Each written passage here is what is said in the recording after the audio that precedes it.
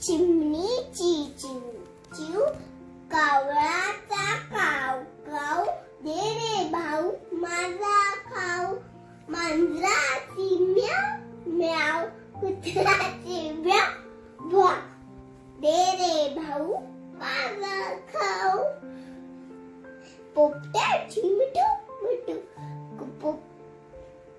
कोंबड्याची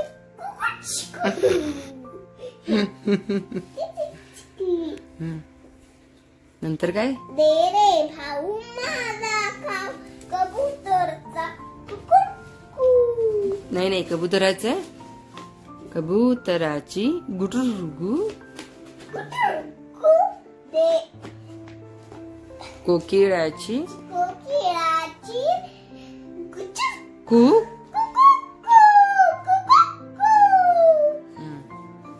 तुम्हाला कोकिळाचा आवाज ऐकू दिला तर तुम्ही आणि सेम कुकू म्हणायचं दे रे भाऊ माझा खाऊ येस मी आता तुम्हाला पक्ष्यांची नावं सांगते सांग पोपट्या मोर पोपट्या का पोपट म्हण की पोपट मोर कावळा ए हे काय कावळा कोकिळ कोकिळ कुहू कुहू बदक बदक कसं करत काव क्वॅक क्वॅक क्वॅक क्वॅक क्वॅक हा ते बदक हा कावळा कसा करतो काव काव आणि नंतर ते कोंबडी कोंबडा कोंबडा कोंबडा कसं करतो कुकू हा आणि कबूतर कबूतर माहित नाही गुटुरगु गुटुरगु हा आणि चिमणी कसं करत आता मी त्यांचा आवाज काढून दाखवते हा दाखव आवाज पोपट्याचा मिठू मिठू मोरचा कुकू नाही नाही ओके हा कोकिळ कोकिळाचा कुळ कुळ बदकचा क्वॅक क्वॅक ओके कोंबडा कोंबडाचा कुकू आणि कावळाचा काव काव कबूतरचं गुटुरगु कुत्रगू चिमणीचा हा हुशार आहेस की पिलो फक्त हा एकच जरा असं तुला कन्फ्युजिंग यायला लागलं हे ना कबूतरचं तिथे आपण स्कॅन करून ते आपण बघू शकतो मोबाईलवर पण टीव्हीवर आयपॅडवर पण हो का हे स्कॅन केल्यावरती का काय स्कॅन हे करायचं हा आणि मग आपण आरामात ते बघू शकतो काय बघायचंय स्कॅन केल्यावरती दिसतं का हे ओके प्राण्यांची ओळख प्राण्यांची पण आहे की हे माहितीये तुला मराठीमध्ये प्राणी कुठले कुठले आहेत हे शिकवलं नाहीत का अजून फक्त मला ते माहितीये कुठे आहे हा हे मगर हा आणि हिंदीमध्ये नाव माहितीये ओके आपलं हे आता मराठी आहे ना आता तुला कुठलं जेवढं माहिती आहे तेवढं सांग हे माहिती असेल की तुला मराठीमध्ये हे हंबू नाही आहे पिलू हे काऊला काय म्हणतो आपण आपल्यात आपल्या गोट्यात नाही काय नागावत काय म्हणतो आपण ह्याला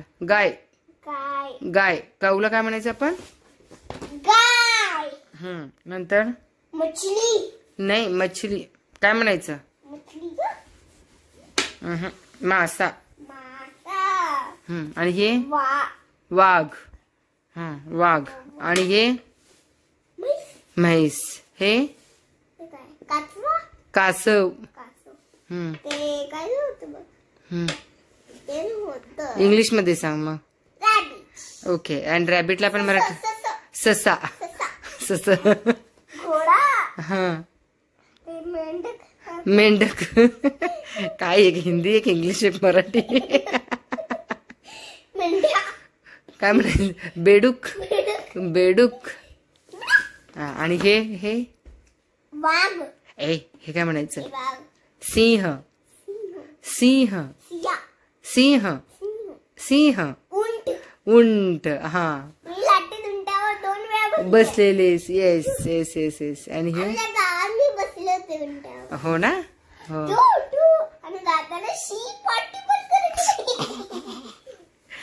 आणि ते मगर मग वाघ मगर वाघ पण असते हा हे हत्ती अगो तुला पण मराठी यायला लागली की ग किती छान मग आता ओळखा लागलीस तू हो ना आणि नंतर काय नमस्कार कसे आहेत सगळे मस्तच ना चला आजचा दिवस आहे तुम्हाला खूप छान आनंदात आणि मजेत जाऊ दे हीच ईश्वरचरणी प्रार्थना आहे आणि आजची सुरुवात श्रीषा पसंत करण्याचं कारण एकच की खूप जणांनी म्हटलं की श्रीषाचा थोडासा व्हिडिओही घेत जा कारण खूप छान बोलते आणि तिचा आवाजही खरंच खूप छान आहे म्हणून विचार केला की चला आपण तिच्यापासून थोडं सुरुवात करू तिचं मराठी इंग्लिश आणि हिंदी कॉम्बिनेशन ही आपल्याला शूट करता येईल आणि ऍक्च्युली तिला मराठीच थोडं शिकवते ह्या वर्षापासून तिला मराठी सध्या सुरू आहे सो म्हणून म्हटलं की थोडं काहीतरी असंच काहीतरी गमतीशीर करत करत गेलं ना तरच मुलं शिकतात अभ्यास कर म्हटलं की अभ्यासाला खरंच बसत नाहीये त्यामुळे अशा पद्धतीनं तिचं तरी मी थोडंसं तिच्याबरोबर टाइम घालवलंही आणि खूप छानही वाटतं मुलांच्या सोबत असं थोडंसं टाइम घालवणंही आणि चला आता हे तर गोष्टी झालेत आणि अभ्यासही तिचा झाला मग म्हटलं की बाल्कनी आपण धुवून काढू कारण जाताना ऍक्च्युली जे काही बॉक्सेस वगैरे सगळे शिल्लक होते ना तर बाल्कनीमध्येच ठेवून गेलेलं होतं आणि नंतर ना कबूतर अरे यार कबुतराने तर खरंच खूप हैराण करून टाकलेलं आहे आणि श्रीषाला बाल्कनीमध्ये खेळायलाही खरंच खूप आवडतं म्हणून म्हटलं की आता कबुतरांपासून तर तिला थोडंसं सेफ ठेवायचंच आहे आणि आपल्या कपडे वगैरे सगळं धुवून आपल्याला वाळत घालायचं आहे म्हणून म्हटलं की पहिला बाल्कनी आपण स्वच्छ करू आणि मग नंतर ना आपण बाकीच्या गोष्टीही केल्या तरी चालेल आणि आज ना आपल्याला एक चटणी बनवायची आहे चटणीपेक्षा तुम्ही म्हणू शकाल त्याला रंचका कर्नाटकमध्ये पद्धत आहे खरंच खूप छान आहे कर्नाटकमधली ती आणि टेस्टीही खरंच खूप लागते त्याची ही रेसिपी आपण बघू कारण गावाकडून येताना आपल्याला हिरव्या मिरच्या लाल मिरच्या ही आपण घेऊन आलेलो होतो सो लाल मिरच्याचा आपल्याला रंचका करायचा आहे आणि खरंच खूप भारी लागतं त्याला हे कम्प्लीट करून घेऊ कारण श्रीषा इकडे तिकडे पळत असते आणि गॅलरीत गेली की परत तिला प्रॉब्लेम नको की कबुतरांची विष्ठा वगैरे ही खरंच खूप असते आणि ते खरंच खूप घाण असतं घाण म्हणण्यापेक्षा ते मुलांसाठी तर खूप हानिकारक आहे म्हणून विचार केला की पहिला बाल्कनी स्वच्छ करू आणि आता आपल्याला बाल्कनी ही मेकओव्हर करायचं आहे खूप छान बनवायचं आहे बट एक एक स्टेपमध्ये करत जाऊ म्हणजे आपल्याला त्या गोष्टीचं म्हणजे डेकोरेशन करताना किंवा डेकोरेटिव्ह करताना ना की आयडियाही येऊन जाईल आणि दिसायलाही खरंच खूप छान दिसेल त्यामुळे स्टेप बाय स्टेप जाऊ कारण पहिली प्रायोरिटी असते की आपण स्वतः पहिल्यांदा हेल्दी राहणं सो हेल्दी राहून ह्या गोष्टी आपल्याला सगळ्या गोष्टीही करायच्या आहेत घरी आपल्याला खूप छान सजवायचं आहे सो स्टेप बाय स्टेप जाऊ म्हणजे त्या गोष्टीचा आपल्याला कंटाळाही येणार नाही आणि आयडियाही सुचत जातील आपल्याला म्हणून म्हटलं की आता पहिल्यांदा बाल्कनी स्वच्छ करून घेऊ आणि थोडंसं धुवून घेऊ आणि नंतर ना बाकी आपण बाल्कनी मेकओव्हर करताना ना की थोडं तुम्ही आयडिया द्या थोडं मीही आयडिया देईन असं करत करत आपण प्रत्येक घराचा कोपरा आणि कोपरा आपल्याला एक छान सजावट करायची आहे आणि तेही आपण करत राहूच तर ऍक्च्युली खरंच खूपच पसारा पडलेला आहे आणि थोडंसं मी इकडं ना की त्याचे शेल्फ करून घेतलेले आहेत म्हणजे जे काही खाली कुंडी वगैरे आहेत ना तर ते सगळं आपल्याला आता सध्या काढायचं आहे आता फक्त थोडंसं क्लीन करून घेऊ आणि तिला खेळण्यापुरतं ठेवून देऊ कारण गावावरून आल्यावरती सगळी झाडं सुकलेलीही होती आणि थोडासा पसारा ही कबूतर अरे खूपच हैराण करून गेलेले होते म्हणून मग म्हटलं की आता सध्या पहिल्यांदा हे क्लीन करून घेऊ आणि जर मे बी श्रीषा जर बाल्कनीमध्ये आली तर तिला कुठल्याही गोष्टीचा त्रास नको त्यासाठी म्हणून म्हटलं की थोडं वरचेवरच मी फक्त क्लीन करून घेते आणि हे सगळे काही आपल्याकडे आहेत कुंड्या आहेत ना तर ते आपण सगळे आता चेंज करायचं आहे सो तेही आपण बघूच आता की कोणतं त्यामध्ये तिथं सेट होऊन जाईल वगैरे आणि खालचे जे कुंड्या आहेत ना तर तेही काढायचा विचार करते आणि वर शेल्फ केलेले आहेत ना तर त्यामध्येच थोडं थोडं काहीतरी आपण लावू आणि जास्त काही नको कारण मेंटेन जे ऍक्च्युली झाडं वाढवण्याचा काही प्रॉब्लेम नाहीये आपण कितीही वाढवू शकतो पण मेंटेन ठेवणं तितकंच गरजेचं आहे जेवढं झाडं आपण एक्स्ट्रा वाढवतो आणि दिसायलाही जेवढे छान दिसतील ना तेवढं मेंटेन करणं ही खरंच खूप गरजेचं आहे म्हणून विचार केला की बाबा सुटसुटीतपणा आपण ठेवू प्रत्येक गोष्टींमध्ये एक वेळ झाडं कमी करू प्लांट्स वगैरे थोडंसं कमी ठेवू, पण प्रत्येक गोष्टीमध्ये सुटसुटीतपणा ठेवू आणि दिसायलाही सोबर दिसेल ह्या पद्धतीनंच आपण करू. कारण मला माहिती आहे की माझ्या हातून किती मेंटेन राहणं तेवढ्याच गोष्टीचं मी करत असते. कारण विनाकारण पसाराही करून ठेवणं ना की प्रत्येक गोष्टींमध्ये तर तेही बरोबर दिसणार नाहीये आणि आपल्यालाच प्रत्येक काढायचंच असतं. त्यामुळे जेवढ्या गोष्टी मेंटेन करता येईल तितकंच करू. तर ॲक्च्युली मी असं साध्या पाण्यानंच आता मी इथंही वॉश करून घेत आहे. आणि जर तुम्हाला खूपच गोष्टीमध्ये कबुतराने खूप काही घाण केलं असेल ना तर त्यामध्ये थोडासा सोडा, व्हिनेगार, फिनेल वगैरे टाकून थोडंसं जरी तुम्ही ह्या गोष्टी स्वच्छ क्लीन केला ना तरी गोष्टी इथं क्लीन राहतात. आणि 10 ते 15 मिनटं थोडंसं सोडा, व्हिनेगार टाकून किंवा आपले जे काही तुम्ही लिक्विड वगैरे फरची पुसण्यासाठी वापरताना तर ते जरी घालून इथे 10-15 मिनटं ठेवून दिला ना आणि 10-15 मिनटानंतर वॉश करा आणि त्यामुळे त्याची कबुतरांची विष्ठा वगैरे सगळे निघून जाते, स्वच्छ होऊन जातं. कारण आपल्या मुलांसाठी खरंच खूप ते हानिकारक आहे. म्हणून अशा पद्धतीने तर मी पूर्ण क्लीन करून घेतले. आणि नंतर बाकीच्या गोष्टी आपल्या कपडे वगैरे पण आपल्याला सुकायला इझी होऊन जातात. आणि ज्यावेळेला आपल्याला बाल्कनी मेकओव्हर करायचे आहेत ना तर त्यावेळेला आपण सगळ्या गोष्टी इन डिटेलमध्ये बघूच. आणि चला आता आपण पहिला रंजका करायला घेऊ, कारण ती खूप छान रेसिपी आहे आणि मला खूप आवडते ती. म्हणजे कोल्हापुरी खरडापेक्षाही, ठेचापेक्षाही खरंच मला ती खूप आवडते. आणि थोडीशी तिखट, थोडीशी गोड, थोडासा आंबटपणा, खरंच खूप भारी लागतं, टेस्टीही लागतं. आणि ही जर रंजका माझ्याकडे असेल ना तर भाजीही नाही केली तरीही मला चालतं. सो त्यामुळे मी हे मिस नाही करणार. सगळ्या गोष्टी मी पहिल्यांदा साईडला ठेवून देते, पण पहिला हे करायला घेते. म्हणून पहिल्यांदा बाल्कनी स्वच्छ धुवून काढली आणि म्हणून म्हटलं की चला ह्याचं आपण करू. तर मिरच्या मी काय केलं की देठ काढून घेतली आणि धुवून थोडंसं सुकवून घ्या, कारण पाणी जास्त प्रमाण नको आहे याला. कारण आपल्याला ही चटणी ना किंवा ही रंजका खूप दिवस टिकवायची आहे. त्यासाठी आपल्याला ह्याची देठं स्वच्छ करून घ्या आणि धुवून छान सुकू द्या ह्याला, कारण सुकल्याशिवाय तुम्ही करायला घेऊ नका. तर अशा पद्धतीनं तर मी काढून घेत आहे. ही कर्नाटक स्टाईलमध्ये आहे. आमची आत्या खरं बघायला गेलं तर ही रेसिपी मला शिकवली आणि मस्त अशी खरंच खूप छान करते ती. प्रत्येकाच्या हाताला टेस्ट असतंच, पण करण्याची पद्धती थोडीशी वेगळी असते. सो सेम तिच्यासारखं होईल का नाही मला नाही माहिती, बट आपण करण्याचा प्रयत्न तरी करू. तर मी इथे मिरची घेतलेली आहे, तेल घेतलेलं आहे, हिंग आहे, कढीपत्ता, गूळ आहे. गुळाचं प्रमाण तुम्ही कमी जास्त करू शकता.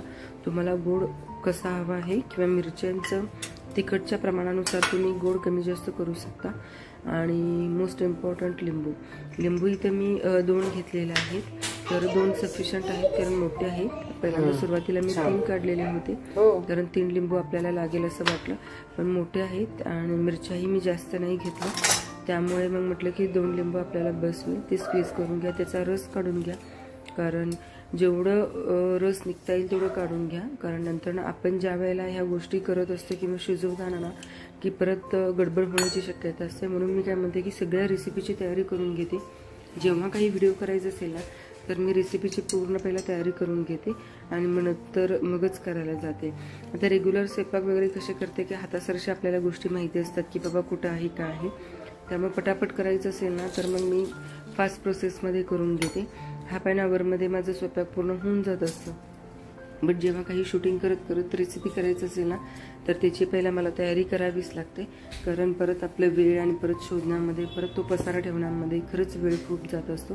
त्यामुळं ज्या त्या गोष्टी ज्या त्या ठिकाणी वेळेवर गेल्या ना तर आपल्याला पसाराही जास्त होणार नाही आहे. आणि तर अशा पद्धतीनं तर हे मी रस काढून घेतलेले आहे. तर पहिला जारमध्ये ना आपल्या मिक्सरच्या जारमध्ये मिरची काढून घ्या. कढीपत्ताही यामध्ये टाकला तरी चालेल, कोथिंबीरही टाकला तरी चालेल, बट माझ्याकडे सध्या कोथिंबीर नव्हतं त्यामुळे ऑप्शनला ठेवलेले आहे. ऑप्शनला कोथिंबीर ठेवू शकता तुम्ही, असं नाही आहे की कोथिंबीर हवंच आहे. त्यामुळे कोथिंबीर नसलं तरीही चालतं, टोटली ऑप्शनलाही तुम्ही ठेवू शकता. कढीपत्ता घेतलेले आहे मी इथं, त्यामुळे ह्यामध्येच मी कढीपत्ताही टाकून दिलेले आहे. आणि नंतर ना ह्याच्यामध्ये लिंबूचा रस घालायचा आहे, गूळ घालायचा आहे, तर जिरंही टाकून घ्या ह्यामध्ये. जिऱ्यानंतर मी गूळही घातलेला आहे. गूळ तुम्ही तुमच्या आवडीनुसार टाका. आणि एक्स्ट्रा थोडंसं तिखटपणा जर कमी जास्त असेल तर तुम्ही गूळ जास्त घालू शकता. साखरही घातलं तर चालेल, पण गूळ थोडंसं बरं आहे आपल्या हेल्थसाठी. नंतर ना आपल्याला इथे टाकायचं आहे मीठही तुम्ही तुमच्या चवीनुसार टाका.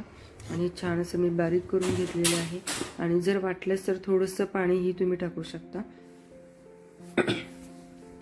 तर मध्ये मध्ये श्रीषा येतच असते, कारण घरी असल्यावर तिलाही माझ्यासोबत थोडंसं खेळावंसं वाटतं किंवा तिला किचन आवडतं आणि मलाही तिच्यासोबत खेळत खेळत रेसिपीही मी करत आहे. तर चला, तर आता आपल्याला हे शिजवून घ्यायचं आहे. त्यामुळे पॅन थोडंसं गरम करायला ठेवा, कारण पाणी वगैरे काही नको आहे त्यामध्ये. सो तेल टाका, तेलाचं थोडंसं प्रमाण जास्त टाका. नंतर त्यामध्ये हिंग टाका. हिंग टाकल्यानंतर जे काही आपण पेस्ट करून घेतलेला आहे मिरचीचा, त्या ह्यामध्ये तुम्ही ते टाकू शकता. तुम्ही टेस्टही करू शकता थोडंसं शिजल्यानंतर. आणि थोडंसं तुम्हाला तिखट प्रमाण जास्त वाटत असेल तर ह्या स्टेजला तुम्ही ते गुळही घालू शकता किंवा साखरही घालू शकता. तुम्हाला तुमच्या आवडीनुसार इथं तुम्ही करून घेऊ शकता.